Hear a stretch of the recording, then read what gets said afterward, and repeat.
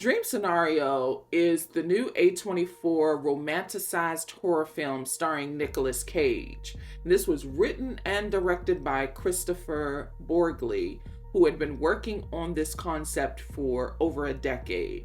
I think this film in concept is as brilliant as being John Malkovich. And I really did appreciate this film. I didn't like the ending because the ending seems to just happen, but I think that's a part of the concept because sometimes to many people, life just happens, just ends, just unfolds. So maybe that was intentional, but I think it was unsatisfactory for me. I'll get into that later. But Nicolas Cage is brilliant in this film. He stars as this hapless scientist, this professor. He's married, he has a daughter, he's living the typical humdrum life and begins to question if he lost the chance, the opportunity to pursue his real passion, that he wanted to be this published writer. And he gets a visit from a colleague, an ex-girlfriend, who is about to be published and is plagiarizing, from his perspective, plagiarizing his life's work for profit. And also that he is popping up in not just her dream, but everybody's dream as a bystander or a pedestrian, really, which is a parallel of his real existence. Where I call this a romanticized horror film because, one, it's relative to a lot of our lives, and then also the supporting cast, they're having these dreams that are horrifying to them. Professor Paul Matthews' role is that he's just watching it happen. He's watching the horror happen without participating really in life or participating in these dreams, but he's in everybody's dream. And in the beginning of the film, he's lecturing them on the fact that zebras with these stripes, the reason they have stripes is because they blend in as a herd.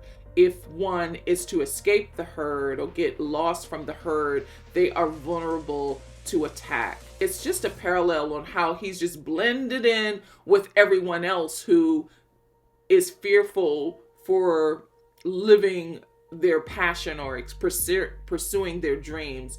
He's the same way, and he wants to take the chance to pursue his dream even though he's older and it's later in his life. He has to realize that it is not too late for him. This is a commentary on it not being too late to pursue your dreams. But it is also a parallel on how our very existence could be horrifying when we don't pursue, or when we're fearful of pursuing our dreams, what really matters, our purpose, and so forth. I love Nick Cage in this film. He continues to prove how viable of a thespian he is. I think this resurgence, specifically from Pig a couple of years ago, I feel like this resurgence is him proving that he still got it. And I think that in the next few years, we'll see him getting not only an Oscar nomination, but being on that stage again, receiving another Oscar if he continues with this trajectory, Renfield notwithstanding. I think he was the reason I liked him in Renfield. I didn't like Renfield, but I like this resurgence of his career, and I think he is worthy of it because he really is a brilliant actor, and he is brilliant here. He gives an Oscar-worthy performance. He really does. He's brilliant in this film. I just think the story loses itself. I feel like the story loses momentum in that third act. It really does deflate the story. It was so, lively in the beginning, and then the end just seemed to happen. And maybe that is the overall idea of all of this, that if you don't pursue your dream and if you don't continue on with what matters in life, that it's just going to happen or end in an unexciting, uneventful way. That's how it maybe that was intentional, but this is a really great film.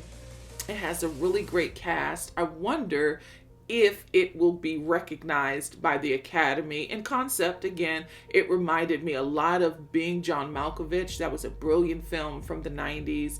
And I find like this is as refreshing now as that film was then.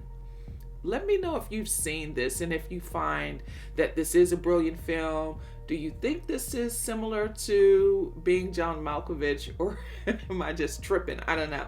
At any rate, Dream Scenario is currently in limited release in theaters. It will be streaming, I'm pretty sure, by the second week in January. It'll be available, probably sooner than that, to stream. I think this will catch fire when it is available digitally and when it's streaming, because again, in concept, this is a really good story and Nicolas Cage just brings it.